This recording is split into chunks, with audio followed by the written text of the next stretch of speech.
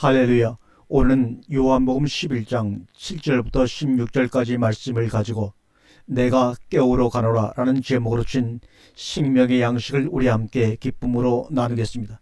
먼저 본문의 말씀을 함께 읽도록 하겠습니다. 7절부터입니다. 그 후에 제자들에게 이르시되 유대로 다시 가자 하시니 제자들이 말하되 라삐여 방금도 유대인이 돌로 치려 하였는데 또 그리로 가시려나이까. 예수께서 대답하시되 낮이 12시간이 아니냐. 사람이 낮에 다니면 이 세상의 빛을 봄으로 실족지 아니하고 밤에 다니면 빛이 그 사람 안에 없는 거로 실족하느니라. 이 말씀을 하신 후에 이르시되 우리 친구 나사로가 잠들었도다. 그러나 내가 깨우러 가노라. 제자들이 되 주여 잠들었으면 낫겠나이다더라. 예수는 그의 죽음을 가리켜 말씀하신 것이나 그들은 잠들어 쉬는 것을 가리켜 말씀하신 줄을 생각하는지라. 이에 예수께서 밝히시되 나사로가 죽었느니라. 내가 거기 있지 아니하는 것을 너희를 위하여 기뻐하노니 이는 너희로 믿게 하려 함이라. 그러나 그에게로 가자 하시니 디드모라는 도마가 다른 제자들에게 말하되 우리도 주와 함께 죽으러 가자 하니라. 아멘. 오늘은 요한복음 11절에 있는 말씀 중에서 내가 깨우러 가노라 하신 말씀을 가지고 큰 은혜를 나누고자 합니다. 이 말씀은 우리에게 큰 감명과 동시에 충격을 주는 말씀이기도 합니다. 지금 이 요한복음을 기록한 요한이라는 제자도 당시에 현장에 있었던 제자였습니다. 그는 이 말씀을 기록하면서 자기의 과거와 현재를 잘 비교하면서 기록하고 있는 것을 알 수가 있습니다.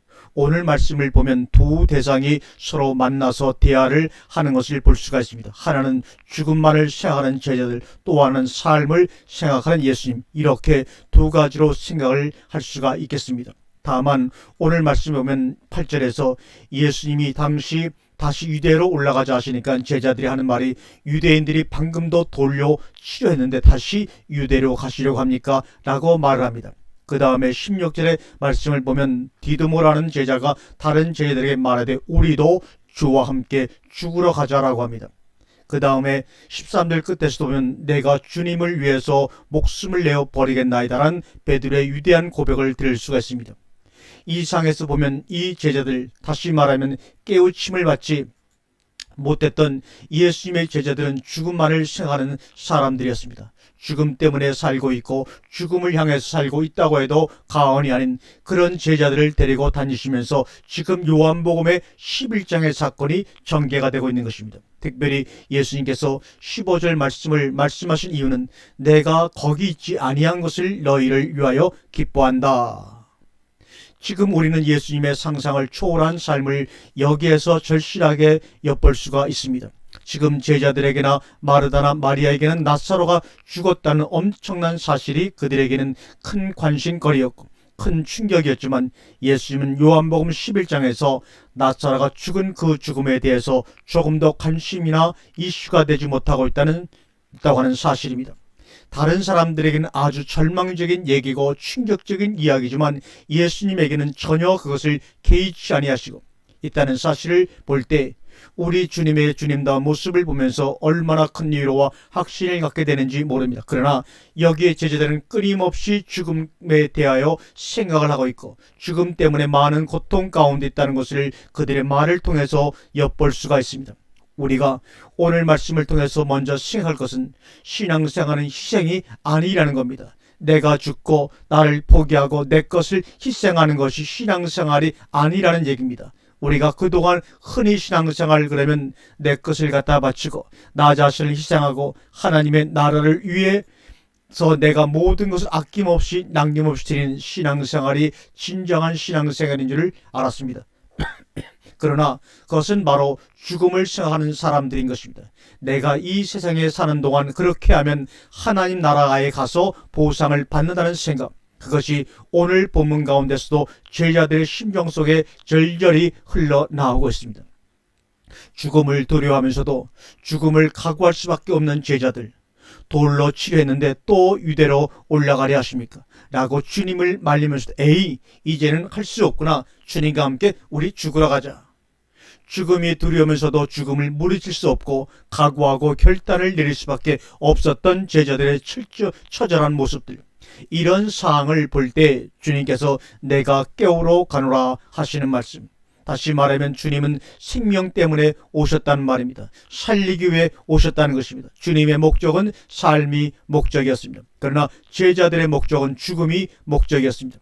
모든 사람들이 죽음을 생각하고 있습니다. 모든 사람들은 죽을 것을 알고 있습니다. 죽음이라는 것이 절망적이지만 그러나 운명적으로 받아들일 수밖에 없다고 하는 사실을 절대적으로 믿고 있습니다. 그래서 사람들은 죽음이라는 사실에 대해서 포기하려고 하지 않습니다. 죽음은 오고야 마는 것이고 죽음은 언젠간 닥칠 수밖에 없는 것이고, 그래서 많은 사람들이 그 죽음 때문에 신앙생활을 하는 사람들이 많습니다. 내게 죽음이 오기 때문에 나는 예수를 믿어야 된다고 생각을 합니다. 죽음 이후의 문제를 생각하면서 예수 때문에 나는 그 죽음 이후의 삶이 있다고 하는 얄팍한 소망이 아닌 소망 때문에 예수를 믿는 사람들이 참으로 많습니다. 요한복음 11장은 바로 죽음을 목적하고 죽음을 운명적으로 받아들이고 이해하고 그리고 그것을 절대로 부정하지 아니하는 사람들에게 있어서 너희들은 그 죽음 이전에, 너희들에게 죽음이 오기 이전에 내가 너희에게 생명을 주어서 너희로 하여금 죽음의 사람이 되지 않게 하려고 내가 깨우러 왔다는 것입니다. 너희들의 지금 그 죽어있는 상태를 생명으로 바꾸어 주겠다는 말씀입니다. 죽음이 너희들에게 오기 전에 너희들을 산 자로 내가 만들기 위해서 내가 왔다는 말씀입니다. 우리의 신앙이 죽음이 있기 때문에 있는 것이 아닙니다. 성도의 신앙은 삶 때문에 있는 것입니다. 성도에게 있어서 죽음이란 존재하지 않습니다. 이미 성도가 된 자는 죽었어도 살아나고 살아있으면 영원히 죽음을 보지 않는 사람들입니다. 그동안에 우리의 신앙은 죽음을 전제하고 죽음이 오기 때문에 그 죽음 때문에 나는 예수를 믿어야 된다고 생각을 했습니다. 그렇지 않습니다. 죽음을 두려워하고 죽음만을 생각하고 죽음을 운명적으로 받아들일 수밖에 없는 우리들에게 죽음이 오기 이전에 산 사람이 되게 하기 위해서 주님은 이 땅에 오신 것입니다. 그래서 오늘 우리가 이 말씀을 묵상하면서 요한복음을 쓴 요한의 입장이 한번 되어봤습니다. 요한복음 11장을 기록하는 요한이 이 구절을 기록하면서 그때 당시 자기가 얼마나 어두냈고 미련했고 어리석었고 그 주님을 알지 못했던 것을 얼마나 회개하면서 그때 당시 자기를 포함한 도마나 베드로나 모든 제자들의 그 어리석은 상태를 생각하면서 이 말씀을 기록했기 때문에 그때 도마가 무슨 말을 했고 베드로가 무슨 말을 했고 제자들이 무슨 말을 했던 것을 성경에 절절히 기록하면서 그러한 우리들에게 주님은 깨우러 오셨구나 하는 것을 깨닫고 얼마나 눈물을 흘리면서 이 요한복음 11장을 기록했겠는가 짐작이 되지 않습니까? 저자 요한의 입장에 대해 저는 많은 은혜를 받았습니다. 그렇구나. 바로 우리의 과거가 여기에 나타난 대로 어두움 가운데 있었구나. 과거에 내가 여기에 있었구나. 이제는 빛 가운데서 어둠의 생활을 살펴보니 마치 요한복음 11장을 기록한 요한과 같은 내가 되었다는데 사실에 대해서는 하나님께 감사를 했는지 모릅니다. 그동안에 그 사실을 알지 못했고 무지 가운데 헤매던 내가 하나님 앞에 얼마나 큰 죄를 짓고 나를 깨우러 오신 주님 앞에 얼마나 못된 사람이었는가를 철저히 깨달았습니다. 이제는 어둠 가운데서 행하면서 빛을 알지 못하고 생명을 알지 못하고 죽음만을 생각하고 심지어는 죽음 때문에 신앙생활했던 많은 사람들이 여러분들을 통해서 이곳에 와서 하나님께 감사하기를 진정 바라는 것입니다. 자, 요한복음 11장 9절의 말씀을 보면 예수께서 대답하시되 낮이 12시가 아니냐 사람이 낮에 다니면 이 세상의 빛을 범으로 실족하지 아니하고 밤에 다니면 빛이 그 사람 안에 없는 거로 실족하느니라.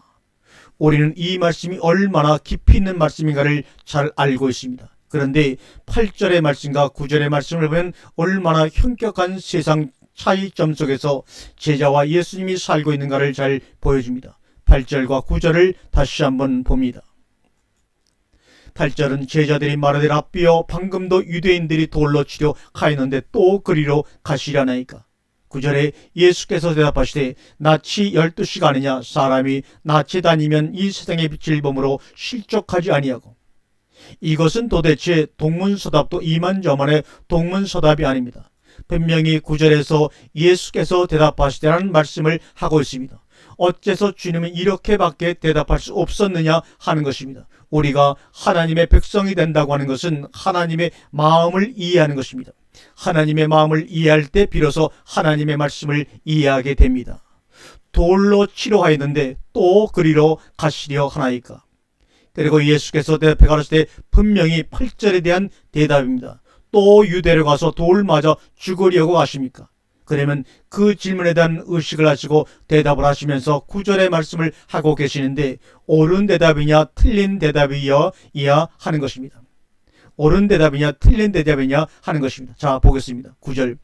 예수께서 대답하시되 낮이 12시가 아니냐? 사람이 낮에 다니면 일상의 빛을 봄으로 실족지 아니하고. 본문에서 낮이라고 하는 말이 원문에는 테헤메라라고 나오는데 낮이라고 하는 말과 이 세상의 빛이라고 하는 말, 그 다음에 10절에서 밤이라고 하는 말과 빛이 그 사람 안에 없음으로라고 하는 말, 그렇습니다.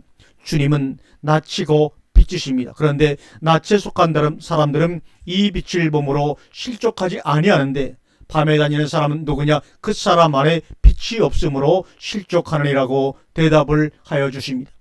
그러면 밤에 속한 사람과 낮에 속한 사람이 어떻게 차이가 나느냐? 낮에 속한 사람은 빛을 봅니다. 블레포. 그런데 밤의 사람은 그 사람 속에 빛이 없음으로 인하여 누가복음 11장 35절에서 보면 그 사람 속에 빛이 없음으로 라는 말씀을 하고 있습니다. 자, 주님은 왜 이 대답을 하셨느냐 이 말입니다. 이 제자들에게 있어 죽음을 생각하고 죽음을 두려워하고 죽음을 각오할 수밖에 없는 그런 존재들은 밤에 속했기 때문이라는 것입니다. 그 사람 속에 빛이 없다는 얘기는 생명이 없다는 얘기입니다. 생명이 없기 때문에 죽음을 생각하는 겁니다. 여러분, 아직도 죽음을 생각하십니까? 죽음이 두려워지십니까? 죽음을 각오하고 계십니까? 죽음에 대해서 운명적으로 생각을 하십니까? 죽음을 의식하십니까? 혹은 죽음 때문에 무슨 일을 해야 합니까? 우리 사람들에게서 죽음이 전부라면 나는 이제부터 아무것도 안 할 것입니다. 할 필요가 없습니다. 수고해봐야 결국은 죽음일 것이고 애써봐야 결국은 죽음일 텐데 내가 뭐하러 삽니까? 아빠이기 때문에 살아야 하고 남편이기 때문에 살아야 되고 목사이기 때문에 살아야 되고 이것이 바로 성경서 말하는 외식이라는 겁니다. 의미 없는 생활입니다. 그것들 때문에 내가 살아야 한다면 나는 결국 그것들의 노예일 수밖에 없는 것입니다. 그럴 수는 진정 없는 것이죠. 문제는 내 안에 빛이 있기 때문에 나는 산다는 것입니다. 빛을 봄으로 사는 것입니다. 그렇지 않으면 내 생에 아무런 의미가 없는 것입니다. 우리는 오늘 본문의 말씀을 통해서 사람이 살아야 될 의미와 목적을 분명하게 해주고 있습니다. 왜 사느냐? 살기 때문에 삽니다. 사는 것은 무엇으로 사느냐? 생명 때문에 사는 것이다. 그러면 생명이 무엇이냐? 빛입니다.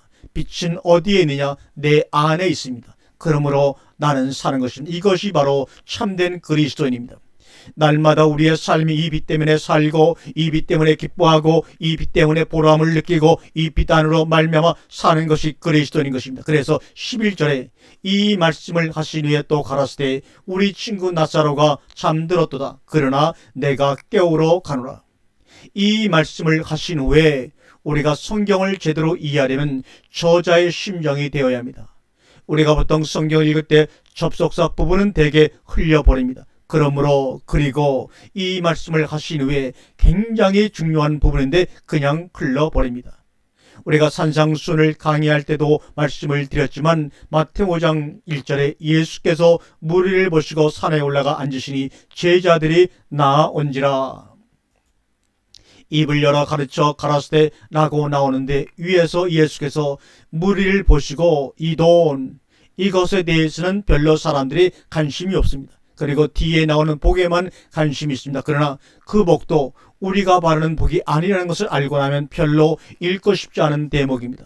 여기서 중요한 것은 예수가 무리를 보시고 산에 올라가서 앉으신 예수님입니다. 그러자 제자들이 나오니 제자들을 가르쳤습니다. 그러면 산상순 그 자체가 무엇에 그 의미가 있느냐?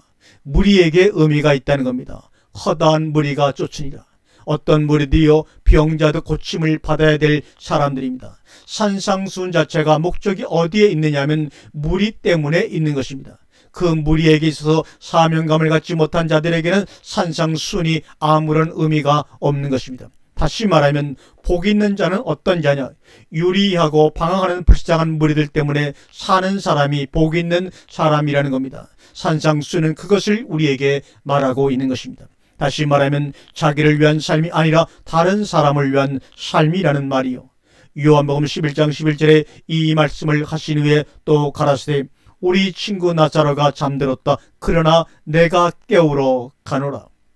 우리가 주님을 따르는 자라고 자칭 말을 합니다. 성도는 주님을 따르는 자입니다. 어디로 가시든지 따라가는 자입니다. 자, 한번 생각을 해보십시다.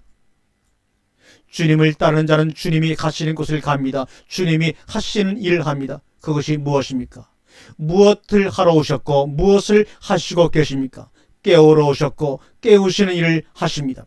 사랑하는 성도 여러분, 주님에 의해서 깨움을 받았습니까? 그러면서 이제부터 여러분은 주님을 따라가는 자죠. 뭐하러 따라갑니까?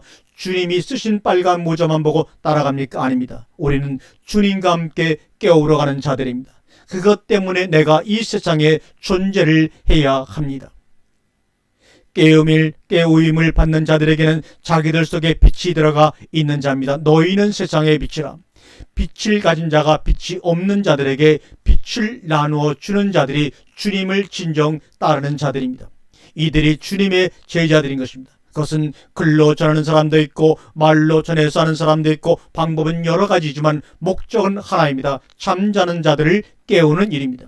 결론을 내립시다. 15절 말씀에 내가 거기 있지 아니한 것을 너희를 위하여 기뻐하노니 이는 너희로 믿게 하려 함이라. 그러나 그에게로 가자 하신대. 헬라 원문 성경에는 훨씬 더 실감 있게 나타나 있습니다. 카이로 디 휘파스이나 피스테오네스 오티부크 휘멘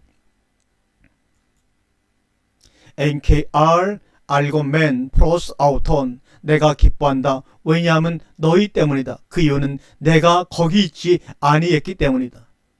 하나님의 사랑이 뭔지 아십니까? 우리가 필요로 하고 우리가 갖고 싶어하는 것, 당신 자신까지도 다 주시는 것이 하나님의 사랑입니다. 하나님께서 우리에게 제일 좋은 것을 주시기를 원하시는데 그것이 뭡니까? 바로 자신의 생명입니다. 생명은 바로 하나님 당신 자신입니다. 여러분, 엄마가 자식을 낳는 것은 엄마 천부를 낳는 것입니다. 엄마들이 몸이 약해지는 것은 자식들을 낳기 위해서 자기의 전부를 드렸기 때문입니다. 엄마의 몸에서 가장 좋은 것은 다 주지 않습니까? 옛날에 부모님들이 왜 그렇게 약한지 아십니까? 먹을 것이 없는 그런 시대에 자기는 비록 먹지는 못했으나 자기 뼛속에 있는 골수까지라도 자식을 위해서 아낌없이 제공을 했기 때문입니다. 우리가 예수를 믿으면서 예수님이 우리를 위해서 피를 흘렸다고 쉽게 말하고 나는 그 보혈의 피를 믿는다고 쉽게 이야기를 합니다. 그러나 과연 그런 말을 그렇게 쉽게 하실 수 있다고 생각을 하십니까? 평생을 예수 믿으면서 자기는 조금도 피해를 보지 않으려는 사람들이 그 보혈의 피를 믿는다는 말을 할 때는 가슴이 타고 심장이 녹아버려야 합니다. 왜요? 그분은 우리를 위해서 생명을 쏟아 부어주셨기 때문입니다. 이해를 하시는지요? 이해가 되시는지요? 그런데도 오늘날 예수 피만 믿으면 만사 형통이라는 말은 좀 그렇지 않습니까? 그것은 하나님께 대한 경멸입니다. 부모에게 불효하는 것이 왜 죄가 되느냐? 자기의 모든 것을 다 짜서 그 자식을 낳았기 때문입니다. 하나님을 경외하지 아니하는 것이 왜 죄냐? 우리를 위하여 당신 자신의 모든 것을 다 주었기 때문입니다. 그래서 우리는 하나님의 그 크신 사랑을 배척하면 안 됩니다. 내가 거기 있지 아니한 것을 너희를 위하여 기뻐하노니 이는 너희로 믿게 하려 함이라. 하나님의 기쁨이 무엇이냐? 요한복음 11장의 요절이 바로 4절의 말씀입니다. 예수께서 들으시고 가라사대 이 병은 죽을 병이 아니라 하나님의 영광을 위하며 하나님의 아들로 이를 인하여 영광을 얻게 하려 함이라 하시더라. 바로 이것은 하나님의 기쁨이라는 겁니다. 하나님의 기쁨, 하나님의 영광이 뭡니까? 내가 깨우러 가노라. 깨우는 일입니다. 바로 그것이 너희들이 믿는 그것이라는 것입니다. 요한복음 6장 3절에 저희가 묻되 그러면 우리로 보고 당신을 믿게 행하시는 표적이 무엇이니까? 하시는 일이 무엇이니까? 우리가 어떻게 하여야 하나님의 일을 하오리까? 보내신 자를 믿는 것이 하나님의 일이라. 그럼 믿는다는 것이 뭡니까? 믿는다는 순간은 벌써 깨우침을 받고 새 생명 가운데서 빛 가운데서 진리 가운데서 그리스도 안에서 행하는 사람들입니다. 성경을 대충 보면 사람들을 상대한 것도 예수님은 전생애를 12제자 훈련에다가 목적을 두셨습니다. 가장 귀하고 오묘한 진리는 다 제자들을 중심에서 말씀하셨습니다. 지금 요한복음 11장에서도 똑같이 어째서 죽은 나사로를 살리셨느냐? 무엇 때문에? 너희로 믿게 하려고. 우리가 어떻게 신앙생활을 해야 잘하겠습니까? 다른 것 없습니다. 믿는 것이 신앙생활입니다. 믿으면 끝나는 겁니다. 왜 믿음이라는 말을 썼느냐? 보이지 않는 것이기 때문에 그렇습니다. 보이지 않으면 실상입니다. 그것을 가진 자만 이해하고 느낄 수가 있는 것입니다. 결국 이 요한복음을 쓴 저자 자신도 그로 말미암아서 깨우침을 받고 믿은 자가 된 다음에 이 요한복음을 기록한 것입니다. 여러분들도 믿은 자가 된 다음에 하나님을 향해서 혹은 형제들 향해서 편지를 쓸 때, 말을 할 때 그것이 성경적인 권위를 받는 글이 되고 말이 되는 것입니다. 아직도 죽음 때문에 고통하고 걱정하며 그러면서도 죽음을 각오할 수밖에 없는 사망이 왕노릇하는 그들에게 생명의 자유를 안겨주고 생명의 빛을 안겨주는 여러분들의 남은 생애가 되기를 주님의 이름으로 바랍니다. 많은 사람들로 하여금 하나님을 믿게 하는 일이 이 장소를 통해서 이 근동에 빛이 흘러가고 생명이 흘러나가기를 바랍니다. 우리 모두 다 주님과 함께 깨우는 일을 하는 하나님의 자녀들이 되기를 간절히 권면합니다.